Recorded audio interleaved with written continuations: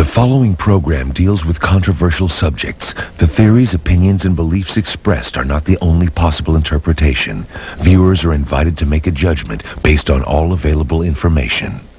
Tonight on Encounters, the hidden truth. Nobody really knows why these extraterrestrials are here. Has an attempt to contact alien intelligence led to a close encounter with a UFO? It was stationary and it was sending out the primary colors that had just been sent out by the laser. From Washington, our team of investigators stalked the legendary Bigfoot. I think we scared him as much as he scared us. Have they finally captured Sasquatch with heat-sensitive radar? Yeah, I see him. From Georgia, kids who claim they've had close encounters. I looked up in the trees and there was this thing floating up there. Do the extraterrestrials have a sinister plan? The aliens are trying to create a hybrid mix of themselves and ourselves. From Massachusetts, during a search for a ghostly apparition, a frightening sound is captured on tape that even the experts can't explain. Is this proof of contact with the other side? There are things beyond this. There are other dimensions.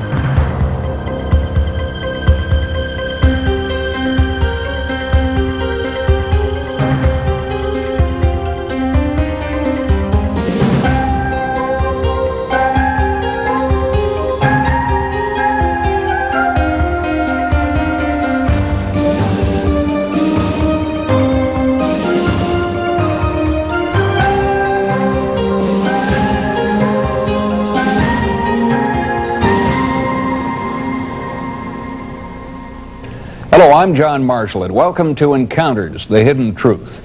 You know, one of the most popular legends of the unexplained goes by a somewhat ridiculous nickname, Bigfoot. But behind the legend, there may lie some startling truths. I traveled to the wilds of Washington to separate fact from conjecture, and I learned one thing. There is a good reason why this legend has endured for thousands of years. Native Americans in the Pacific Northwest called it Sasquatch. European settlers called it Bigfoot, but everyone calls it a mystery.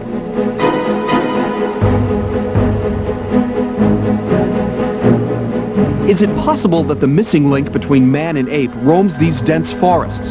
To the hundreds of eyewitnesses who have seen this huge creature, the answer is a definitive yes. When I turned the headlights on him, I think we scared him as much as he scared us. It brought its hand up to block the light, let out a just scary scream. We were looking at it and our brains wouldn't register what it was because we've never seen anything like this before. When I made eye contact with it, it was not like looking in an animal's eyes.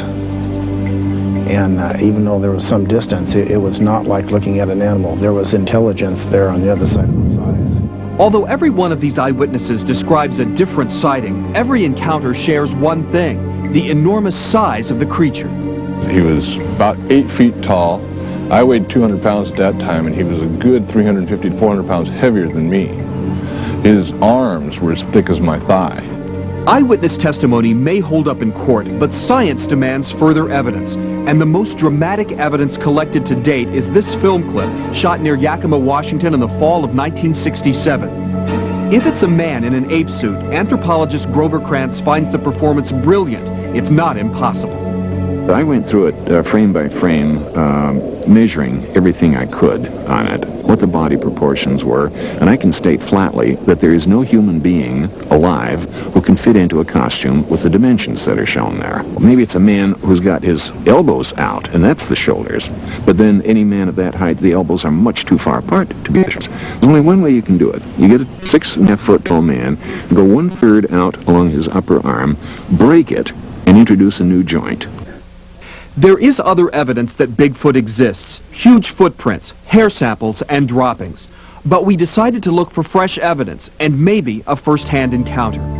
We decided to go to the area with the most recent and concentrated sightings, Grays Harbor, Washington, a scenic county at the base of the Olympic Peninsula. Thickly forested, it's a place where a large animal could hide for a long time. Undaunted, we put together a team of witnesses, technical experts, and trappers to see if we couldn't capture Bigfoot on videotape. The rough spots, I'd say, would be about halfway to where that clear cut is. It's 6 o'clock in the morning, the maps are being read, the strategy is being planned. This is the last step before we head into the backcountry to look for Bigfoot. The remote backwoods area we're headed for is a place where Bigfoot was spotted just 3 months ago. Our hunt is nothing new. People have been searching hundreds of years for a creature whose heritage may trace back more than 1 million. This is the jaw of the Gigantopithecus that was found in China. This is a large adult male, and it's only the tooth-bearing part of the jaw that we have. Trying to figure out what the rest of the skull would look like, I came up with this reconstruction for the skull.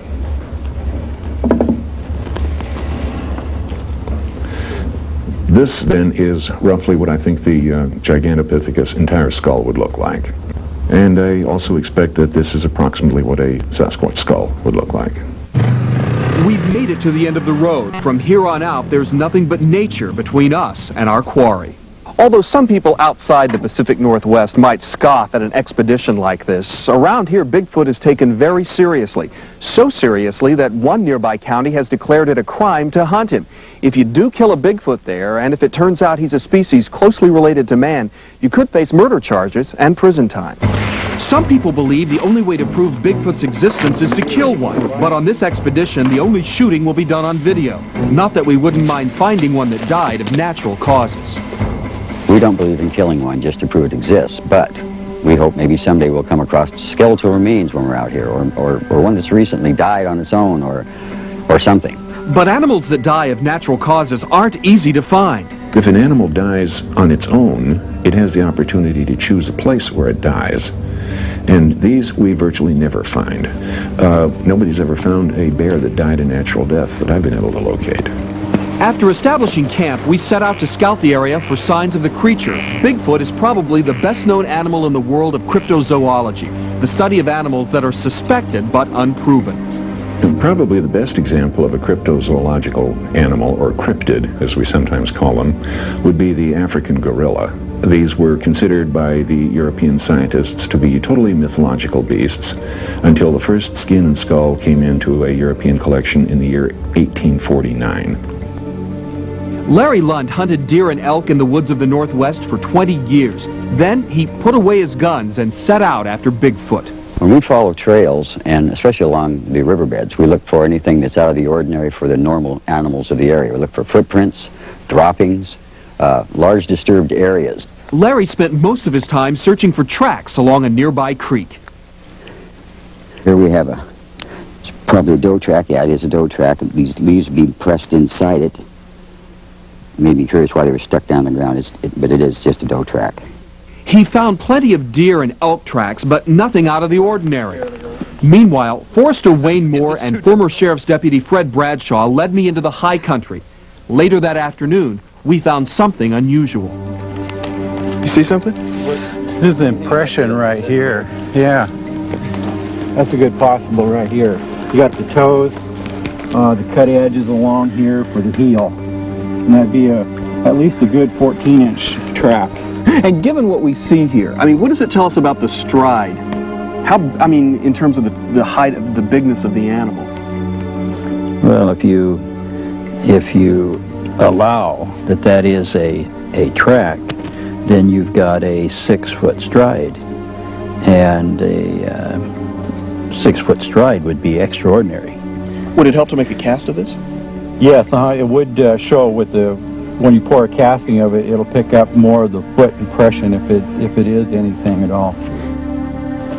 We use a plaster that is easy to mix and quick to harden. The entire process took about 20 minutes. This one's not probably one of the best ones that they've ever had, but it appears that it does have toes in it. There's 1, 2, 3, 4, and then it appears to be a large one over on this side. Maybe, but the tracks led nowhere, and a few footprints made in mossy ground were not the definitive proof we were looking for. Stalking Bigfoot is no easy game. He's proven himself to be an extremely elusive quarry. To catch him on tape, we've devised a trap that includes everything from tripwires and motion detectors to floodlights and video cameras. Now, everything is set to work automatically, but we'll also rig an alarm that will alert us to Bigfoot's presence. Sasquatch researcher Todd Nice staked out a rock quarry near our base camp.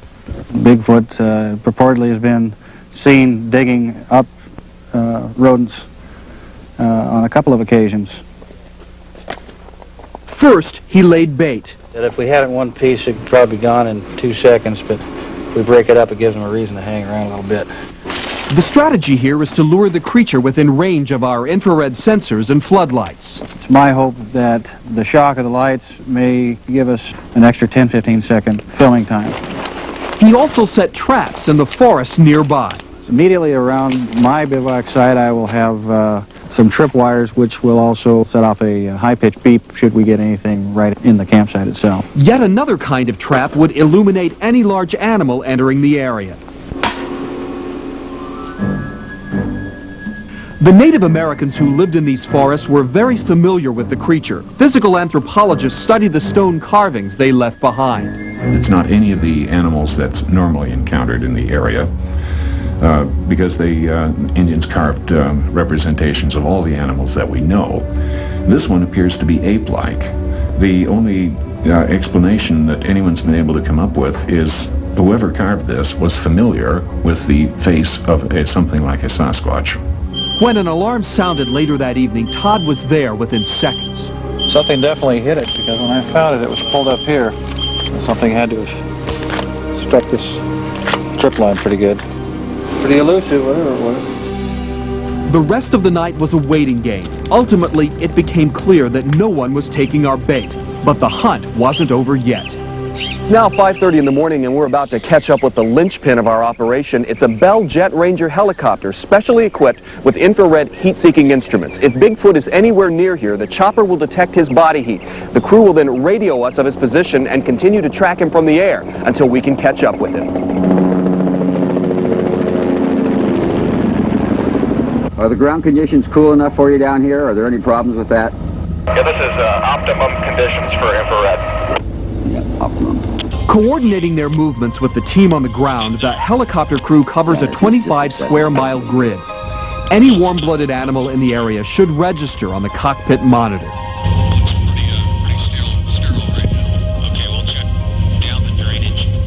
At first, the woods look empty. But a few minutes out, we see a warm area in the brush where a large creature seems to have been bedded down for the night. It can't be far away. And then we spot something alive in the underbrush. It looks tall, and it's huge. Right 60 degrees. Right 60 degrees. Okay, I'm going to swing around to the right, and maybe we can identify them. They're directly below us on the right side. The two of them standing together, barely moving. The remainder of our aerial search uncovers plenty of elk, but no evidence of Bigfoot. But that doesn't necessarily mean he isn't out here. Obviously, if the animal is well hidden, the infrared can't pick them up in a cave or under a very dense tree cover. If Bigfoot does live in the thousands of square miles of forest that make up the Pacific Northwest, we'll need more resources to spot him. But our trip wasn't for nothing. When you're dealing with this type of phenomenon, you're not seeking final answers. You're seeking increments in the puzzle, small pieces, small bits. And consequently, anything that you develop is more than you had before. Now, Russell, I can well understand how a live Bigfoot would elude trackers, but all creatures have to die sometime, so where are the bones? Well, John, you'd really have to travel these woods to appreciate just how immense they are. If we assume that Bigfoot is the ultimate endangered species, there may be only a handful left alive. The odds of finding bones are stacked against us. The proverbial needle in a haystack. We'll be right back. When we return, children who claim they've seen UFOs. I looked up in the trees and there was this thing floating up there. Are they also the victims of sinister alien abduction? It's like if some man could come in your house and take your child.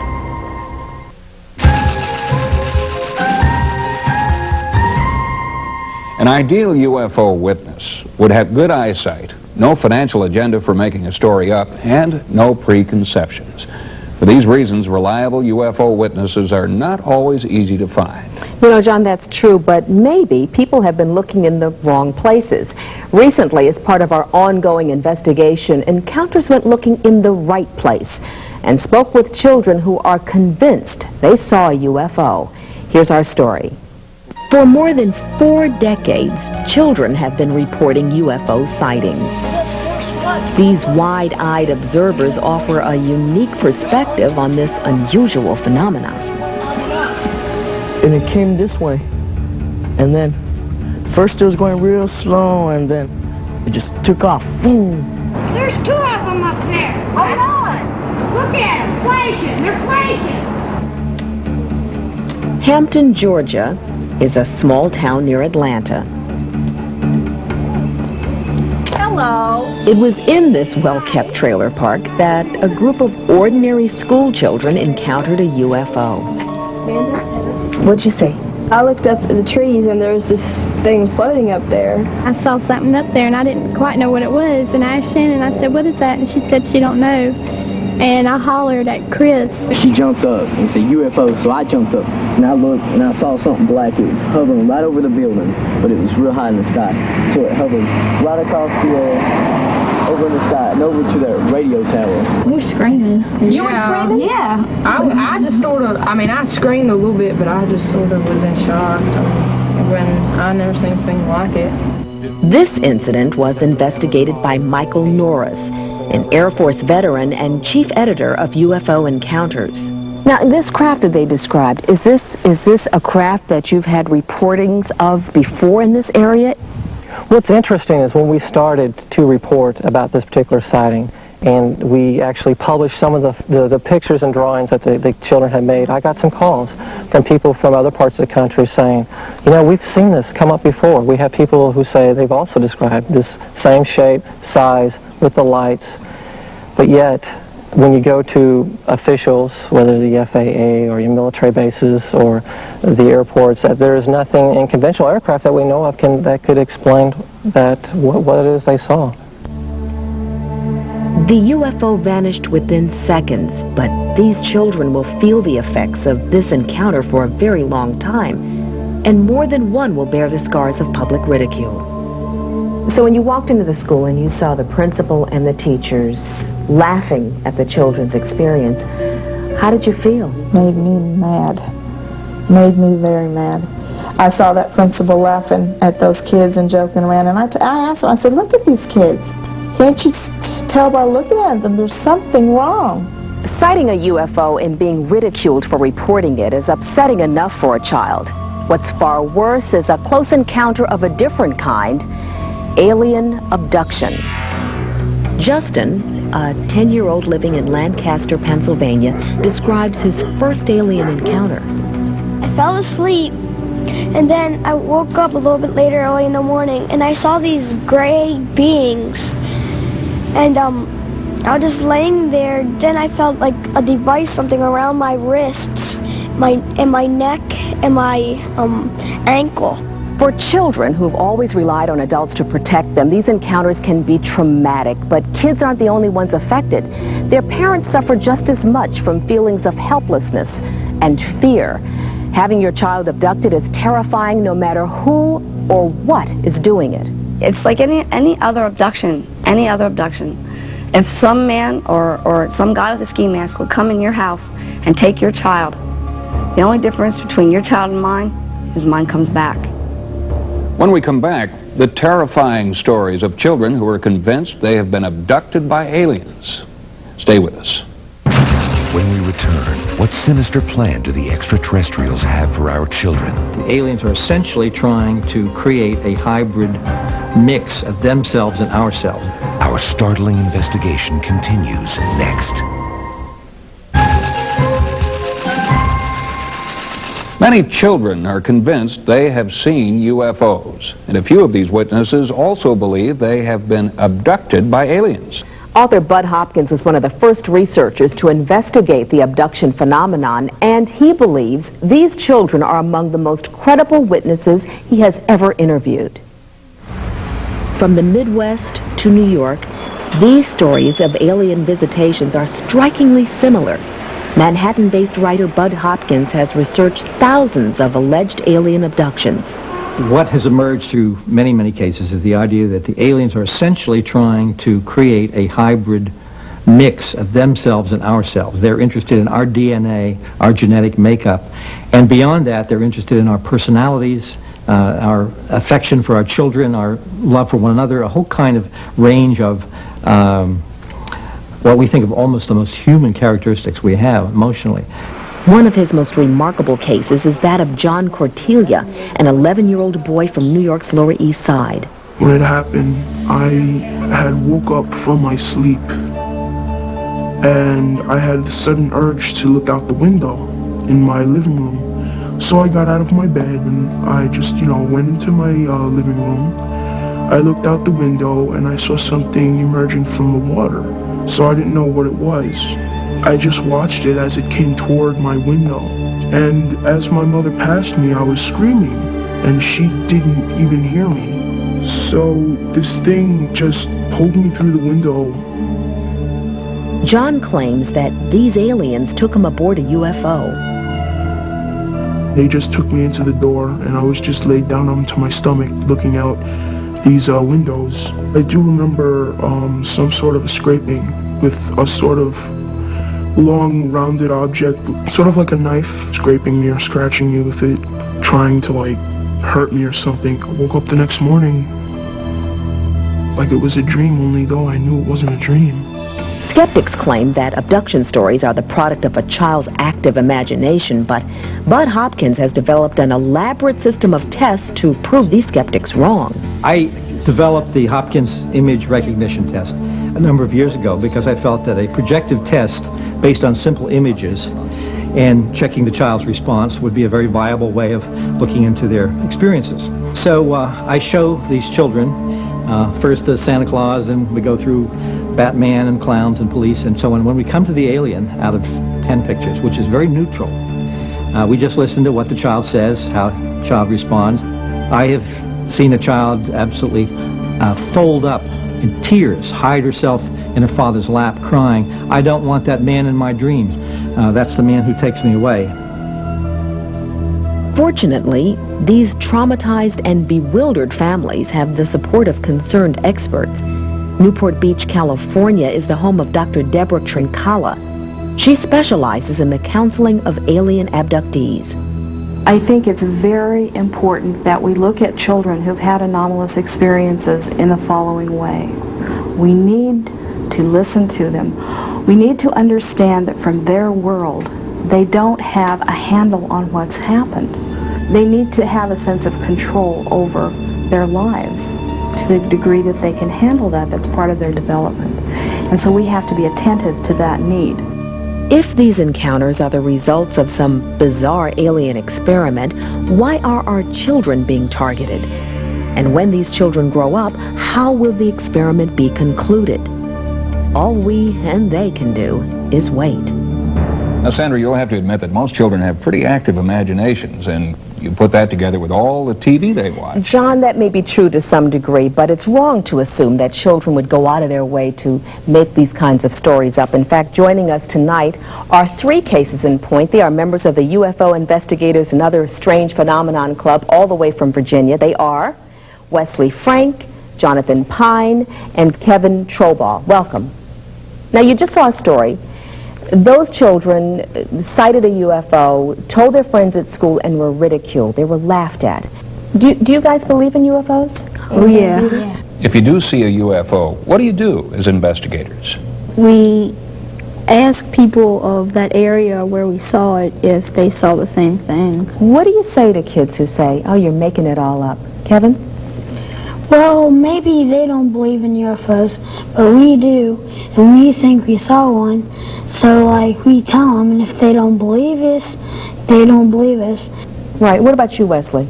If I believe there's UFOs and stuff, then that's all that matters to me. Well, keep looking at the skies. We're glad that you care, and good luck with your investigations. We'll be right back. Coming up next. Nobody really knows why these extraterrestrials are here. Has an attempt to contact alien intelligence led to a close encounter with a UFO? It was stationary and it was sending out the primary colors that had just been sent out by the laser.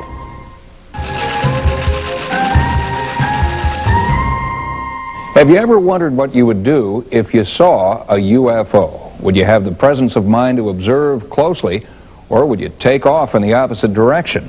Well, the Center for the Study of Extraterrestrial Intelligence knows what they would do. Their motto could be taken from the Boy Scouts: be prepared.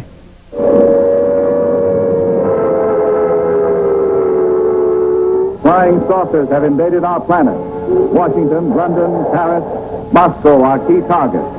The whole world is under attack. In the 1950s, visitors from outer space had a straightforward agenda: mass destruction, planetary enslavement, and the equal opportunity employment of nasty death rays. But yesterday's bug-eyed monsters are today's extraterrestrials, and eyewitnesses believe that the day of alien contact is drawing near, if it already hasn't occurred. I'm convinced that there is a small faction within our government that has been grappling for nearly 50 years with the problem of eventual disclosures of alien contact on this planet. I think they've been in possession of information that has convinced them that aliens or non-human intelligence has reached this planet quite some time ago. Dr. Stephen Greer isn't waiting for the government to issue him an extraterrestrial passport. He is the head of the Center for the Study of Extraterrestrial Intelligence, or CSETI.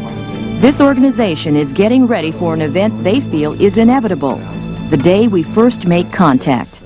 Preparing people for this kind of contact, the human dimension is the most difficult one. We were in England in 1992, and we were able to vector one of these objects. It was a large 150-foot diameter disc with a dome or cupola on top. You know, God is my witness, this was an extraordinary event. But when you've locked on, you have signaled to it, it has signaled back, it's changed course, and it's coming in towards you. This is when you realize that, my God, they see us, and they're coming.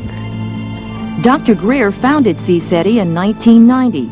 Over the years, they have refined their stated mission.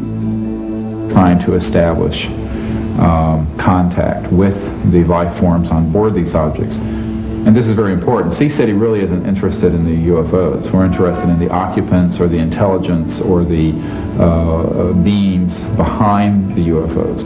All of CSETI's efforts have one ultimate intention: Try to get one to land and eventually, if possible, to get a boarding party on board one of these objects.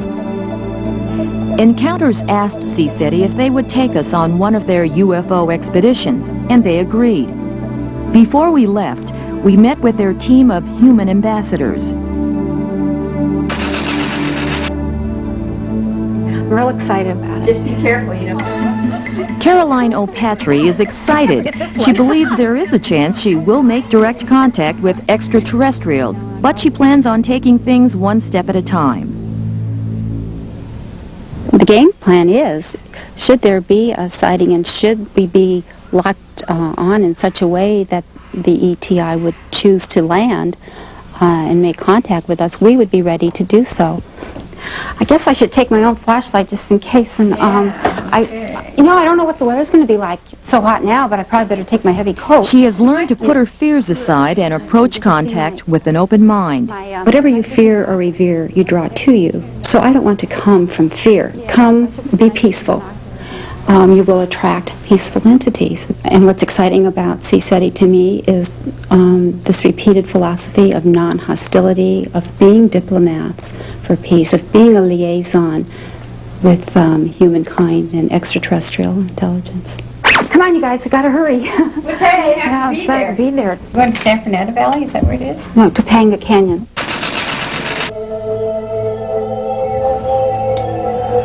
Am I emotionally prepared to go on board a UFO? I don't know. I like to think that I am. But then again, I know, because of the people I've talked to, that seeing a UFO is not always fun. It's scary. For so long, I had thought that UFOs weren't real. I thought they were figments of people's imaginations. That for me to suddenly reverse my opinions caused literally a breakdown in my whole system of beliefs. And it wasn't fun. I eventually had to face the fact that UFOs were here. Nobody really knows why these extraterrestrials are here. However, there's not a scintilla of evidence that their net motives for being here are hostile or oriented towards harming life on this planet. We are now, I think, in the process of looking at the world differently. We're beginning to see everything interconnected. And that's not just on this earth, it's the whole universe.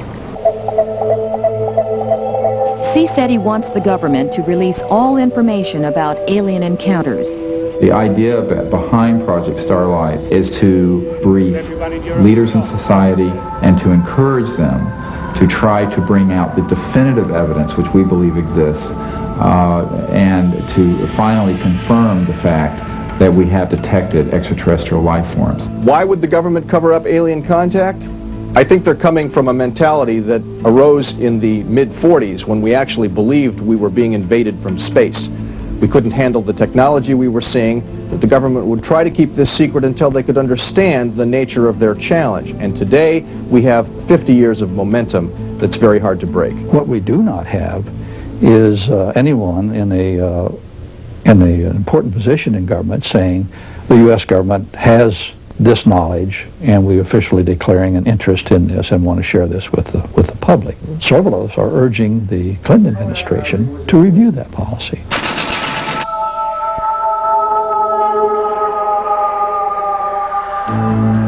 Meanwhile, emotions were high as we reached our contact site.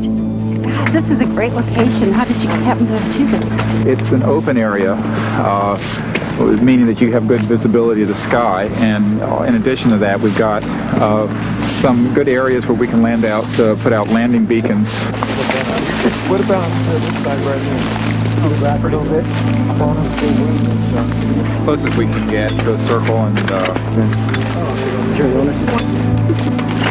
kind of do a briefing here. Enter an entry log on this. This is dictation at Topanga State Park in Los Angeles County. We want to also put all of our names and contact numbers for who you can have contacted in the microcassette recorder for the documentation person. Preston Dennett, contact Christine Dennett. Yeah, Dr. Joe Burks, contact Yael Burks. Dixie Sullivan, contact my office. We want to establish the various positions. We want to number off so that in the event that there is a landing, we know in what order we'll approach the craft. So I'll be boarding party member number 1. Joe, you want to be number 2? Dixie? 3. The last thing we want to do at this point is to determine where the landing site should be in the event that we're able to vector a craft in at close range. Everyone has arrived here at Topanga Canyon, and there's a real sense of excitement in the air. The CSETI members are preparing their laser lights, audio equipment, telescopes, and binoculars, and in a few minutes, we'll start signaling. If we're lucky, something out there just may answer our call. So what we're going to do is project these tones with a radio transceiver.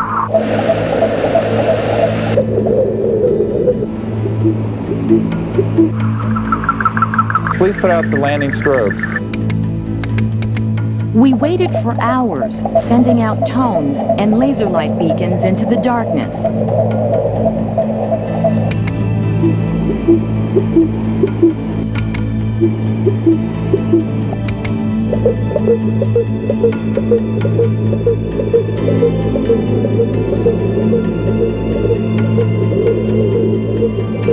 Then suddenly, someone spotted a strange light. But before we could turn on our camera, it disappeared.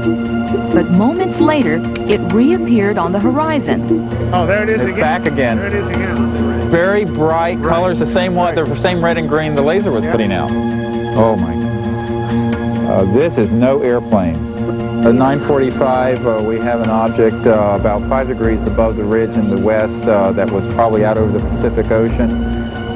It was stationary and it was sending out the primary colors that had just been sent out by the laser. Now we've got a commercial jet pilot with us, and this is very unusual. So did we or did we not see something? Yeah, that was. And how rare is that? It happens virtually every time we go out if we're doing the right stuff. Preston, did we have a close encounter tonight? I think we may have. No, this sort of thing has happened before. And of course, we prefer to call them unknowns unless if we're up close in a metallic ship. That would be a different story. But nevertheless, it's exciting, and I'm pleased. This is your first time? What was it? This is my first time with this. Oh, it's excellent. I want to stay here all night. I don't want to leave. I want to see what that was over there. We saw something tonight. We don't know what it was, but as long as human beings claim to be meeting extraterrestrials, CSETI will be trying to make contact. Most of us already know that we're not alone in the universe. This is simply a step further where we're saying, not only are we not alone, but those life forms that may be out there, a few of them have made their way into our corner of the universe. Sandra, I am very curious. Do you really think you saw a UFO? Well, John, I saw something flying and nobody can identify it, so I guess you'd have to say I did see a UFO. Unfortunately, the videotape really didn't do our encounter justice. Our analysis of this intriguing footage will continue, and Encounters will be back in a moment. Coming up, during a search for a ghostly apparition, a frightening sound is captured on tape that even the experts can't explain. Is this proof of contact with the other side? There are things beyond this. There are other dimensions.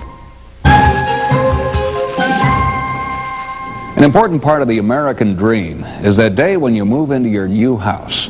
But to Jim Beresiak, that dream swiftly turned into a nightmare. According to Jim, a Ouija board gave him a frightening message. His new home was inhabited by ghosts who wanted the house for themselves. Now, Jim didn't need a game board to tell him that he needed help. Encounters was there when that help arrived. Gardner, Massachusetts. Outwardly an unlikely place to investigate an active haunting. But Andrew Nichols has learned that the supernatural is where you find it. Nichols is a skeptical scientist and a trusting parapsychologist. To him, a haunted house is a laboratory.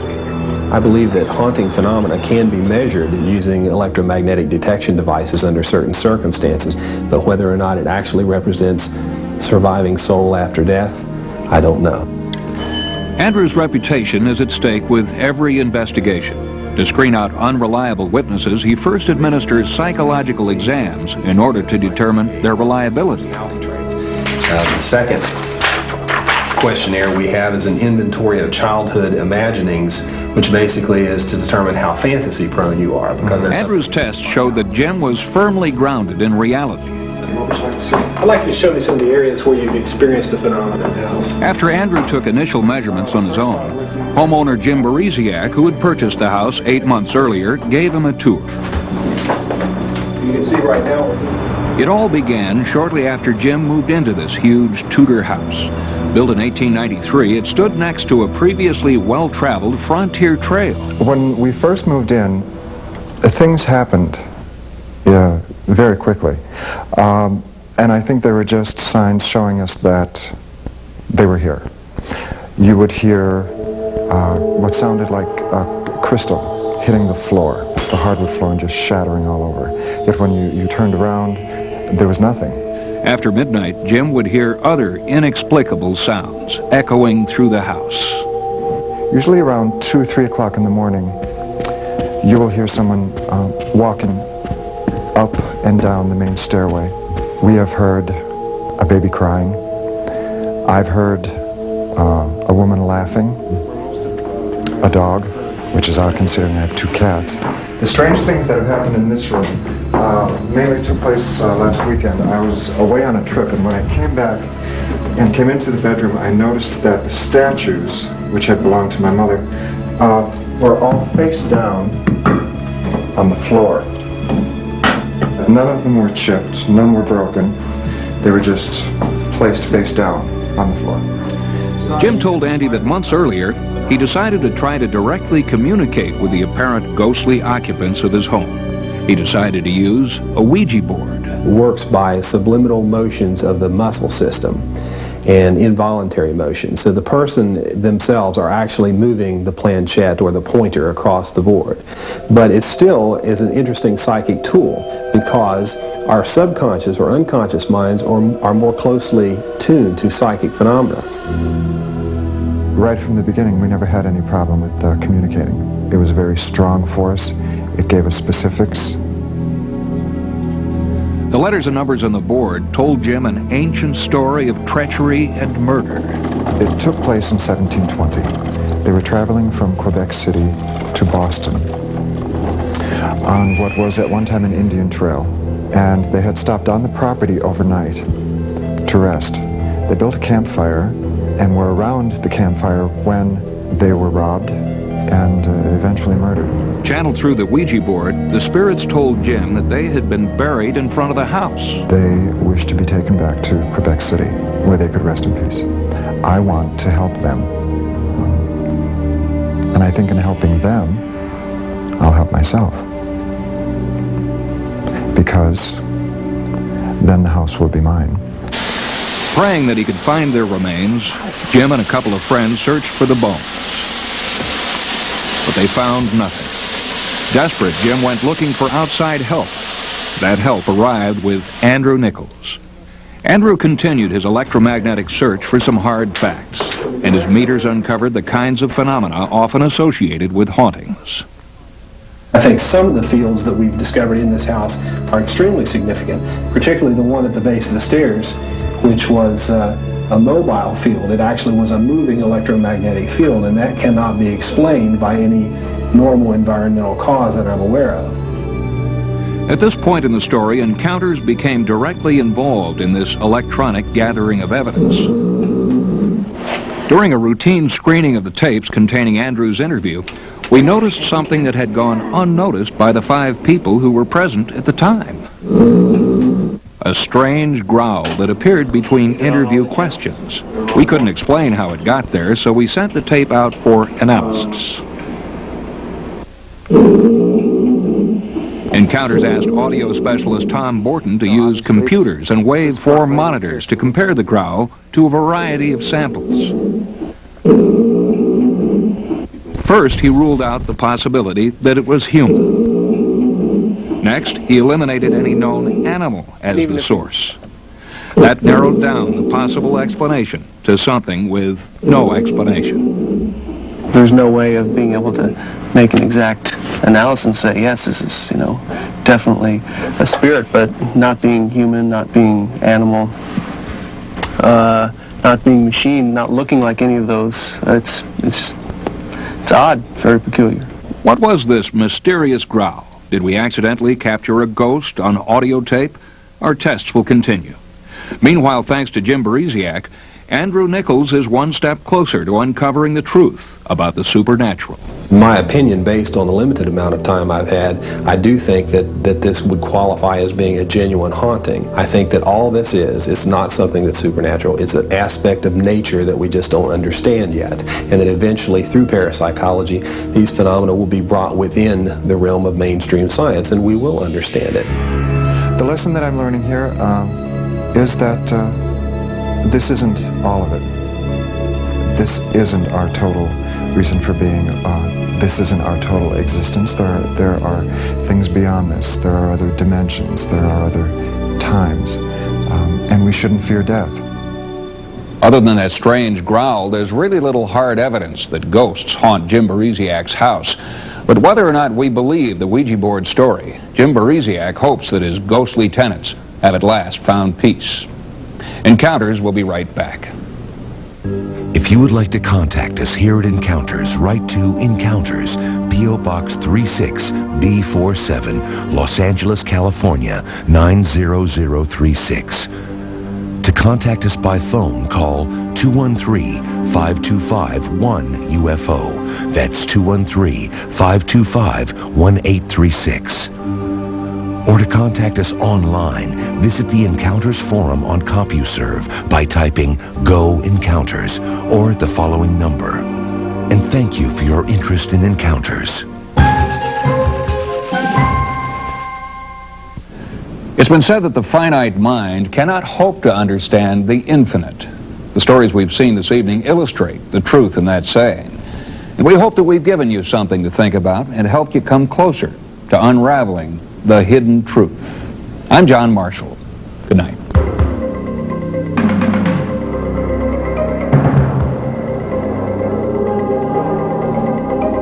Tuesday. Tuesday, October 25th, the Alien Nation saga continues as an all-new world premiere motion picture. 5 years ago, they came to live among us. Now, Coming to enslave us again. their enemies are determined I've been sent to facilitate the recovery of our slaves. to bring them back. I also plan to take the humans. Prepare yourself for Alien Nation Dark Horizon. Coming Tuesday, October 25th to Fox. Parental discretion advised. Now, stay tuned for The Simpsons next.